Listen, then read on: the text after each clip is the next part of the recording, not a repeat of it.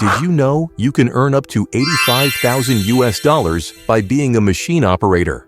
Imagine that holding these positions offers lucrative rates of up to $44 per hour and attractive conditions such as funded flights, paid travel time, free meals, accommodations, and a flexible lifestyle roster.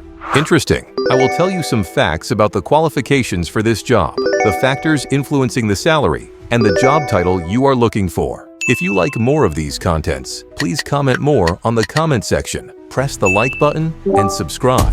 Let's examine the qualifications and factors influencing the salary. Higher experience and relevant certification can significantly increase pay and open up more opportunities for skilled machine operators. The location or country you are living in, the type of employer, whether you are working with a contractor or directly hired by the company, and the specific type of mining operation can also influence the salary offered. For example, Switzerland is considered the highest-paying country due to its unique economic status, high cost of living, and the demanding nature of these professions.